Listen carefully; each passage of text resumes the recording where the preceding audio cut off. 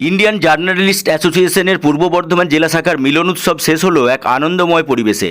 এবার এই উৎসবের আয়োজন করা হয়েছিল পুরসভার পান্থশালায়। এই অনুষ্ঠানে উপস্থিত থেকে এই অনুষ্ঠানকে এক অন্য মাত্রা দেন পূর্ব বর্ধমানের জেলা শাসক পূর্ণেন্দু মাঝি। তিনি বলেন, সারা বছরে নিজেদের পেশাগত দায়িত্ব পালনের ফাঁকে এই সুন্দর আয়োজন সত্যিই প্রশংসার দাবি রাখে। এদিন তিনি সব সাংবাদিক ও প্রশাসনের প্রতিনিধিদের নিয়ে একটি প্রীতি ক্রিকেট ম্যাচ ও বনভোজনের প্রস্তাব রাখেন। উপস্থিত সাংবাদিকরা এই প্রস্তাবকে স্বাগত জানান। এই অনুষ্ঠানে উপস্থিত ছিলেন সংগঠনের কেন্দ্রীয় কমিটির সদস্য তারকনাথ রায়, জগন্নাথ ভৌমিক। উপস্থিত ছিলেন রাজ্য কমিটির সদস্য আমিনুর রহমান, জেলা সাধারণ সম্পাদক অরূপ লাহা, সভাপতি স্বপন মুখার্জি। এছাড়াও বক্তব্য রাখেন পার্থ চৌধুরী ও শ্যামাপ্রসাদ চৌধুরী প্রমুখরা।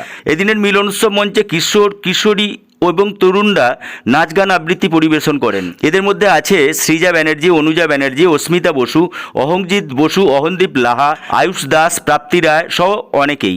নীলম কুণ্ডুর পরিচালনায় পরিবেশিত হয় নৃত্য।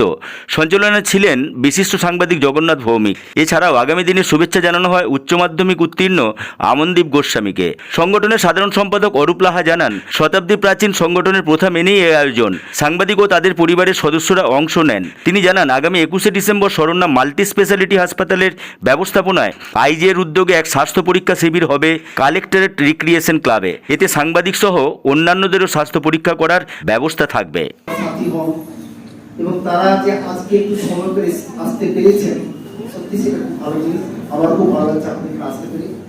আমি আজকে আপনাদের একটা কথা বলবো যে এটা সবাইকে নিয়ে আমার তরফ থেকে আমি একটা বলে যাচ্ছি যে আমি অরূপবাবুকে বললাম যে এই জেলায় যত আমাদের সাংবাদিক বন্ধুরা আছে যারা সবাই কাজ করে, সবাইকে চলুন একটা আমরা প্রোগ্রাম করি। আমরা এই এখন শীত মাখা দিন, তাই তো, ডিসেম্বর জানুয়ারি মাস, যদি একটা দিন যদি আমরা সকাল থেকে ক্রিকেট ম্যাচ খেলি, তারপর খাওয়া দাওয়া করি, একটা পিকনিক কাম ক্রিকেট ম্যাচ যদি হয়, তাহলে কি হয়, একটা দেখুন আমরা অফিসের কাজে ব্যস্ত থাকি, সেকেন্ডার প্রোটোকল ডেকোরাম একরকম ডিপ্লোমেসি থাকে, আপনারা একরকম করে থাকে, কিন্তু এমন একটা কোথাও মিলন ক্ষেত্র হোক যেখানে কোনো কিছু বাধা থাকবে না, কোনো সীমানা থাকবে না, যেখানে আমাদের একটাই পরিচয়, আমরা বন্ধু, সেখানে আমরা মিলিত হব, মনের কথা বলবো।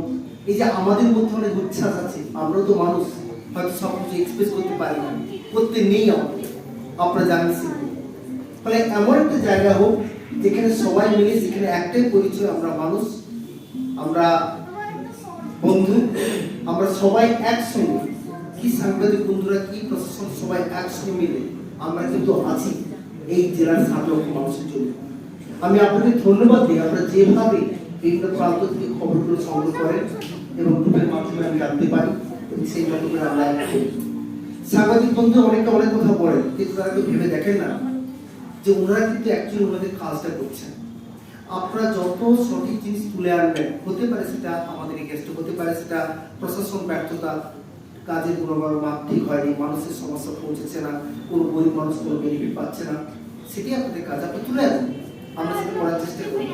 আমরা ধীরে ধীরে যেভাবে সরকারিভাবে আমরা প্রোগ্রামগুলো নিচ্ছি, মাননীয় মুখ্যমন্ত্রী সবকিছু সরকার, আমরা কিন্তু সবাই মিলে আমরা প্রতিটি মানুষের কাছে সব পরিস্থিতিতে আমরা পৌঁছতে পারি, আমরা বদ্ধপরিকর। সেখানে কিন্তু আপনাদের সহযোগিতা সবসময় আমরা চাইব। আপনাদের মাধ্যমে বার্তা দেবো, আপনারা বিভিন্ন প্রান্তে ঘুরছেন, যাতে উন্নয়নের সঙ্গে সঙ্গে সামাজিক উন্নয়ন হয়। আজকে আমাদের জেলার অনেক মেয়েরা, তারা কিন্তু কম বয়সে বিয়ে হচ্ছে, এটা একটা সামাজিক ব্যাধি। এর জন্য কিন্তু আমাদের একটা সামাজিক আন্দোলন দরকার। সেখানে কিন্তু আপনাদের একটা গঠনমূলক কিন্তু আমি ভূমিকা চাইব, যে কারা চলে যাচ্ছে এই ধরনের কম বয়সে বিয়ে হচ্ছে, কারা এই ধরনের বিপদের সম্মুখীন হয়ে যাচ্ছে, ফলে তাদেরকে কিন্তু আমাদের রক্ষা করতে হবে। এই জেলায় সবচেয়ে একটা বড় ব্যাধি দেখা দিচ্ছে যে ন্যাড়া করানো। আজকে দেখেছেন দিল্লির কি অবস্থা, আজ থেকে 10-15 বছর আগে থেকে যখন পাঞ্জাব হরিয়ানাতে এই ধরনের করবা দমে কি করানো হতো, তখন কি হতো কেয়ার করে দিত, কিন্তু আজকে দেখুন কি অবস্থার মধ্যে চলে এসেছে। আজকে দেশের ক্যাপিটাল বিপজ্জনক অবস্থার মধ্যে থাকছে, গ্যাস চেম্বার বলা হচ্ছে। ফলে আগামী দিনে কে না বলতে পারে এই বর্তমান শহর, কলকাতা শহর সবকিছু এইরকম একটা জায়গায় চলে যেতে পারে। এখানে সময় থাকতে একটা মধ্যে ব্যবস্থা নিতে হবে। আপনার কিন্তু সবচেয়ে বড় মাধ্যম মানুষের মধ্যে কিন্তু চেতনার প্রসারের জন্য।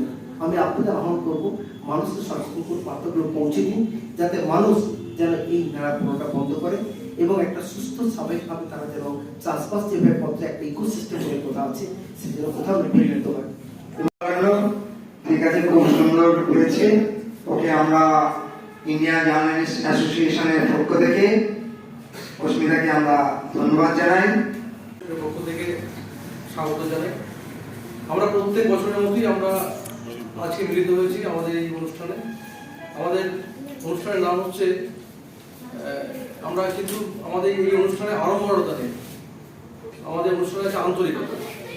অন্যান্য অনুষ্ঠানের মতো আমাদের যে জৌলুস মতো নেই, কিন্তু আন্তরিকতা আছে, ভালোবাসা আছে। তাই দক্ষিণ দামোদর থেকে বর্ধমান শহর এবং শহরের বিভিন্ন প্রান্তের মানুষজন যারা আমাদের সদস্য নয়, তারাও আমাদের অনুষ্ঠানে হাজির হয়েছেন আজকে।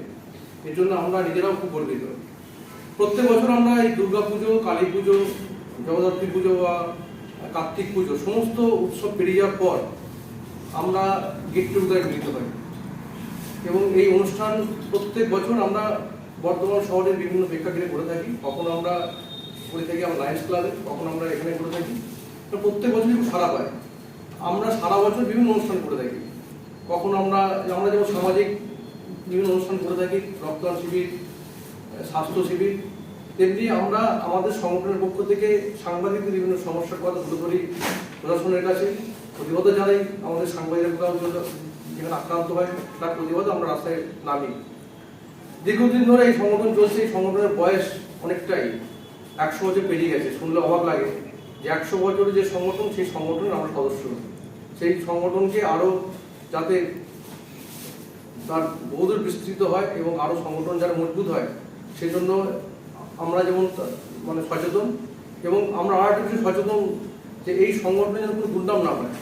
এই সংগঠনকে যারা চালিয়ে এসছে এতদিন ধরে, তাদের যে সম্মান যারা রাখতে পারি, সকলকে আরেকবার অভিনন্দন জানিয়ে আমরা আশা করছি আমাদের আজকের যে অনুষ্ঠান মিলন উৎসব, সেই মিলন উৎসব সত্যিকারই আমরা সবাই আন্তরিকভাবে উপস্থিত হয়ে এই মিলন উৎসবকে আরও তার ব্যাপ্তি বাড়িয়ে তুলব।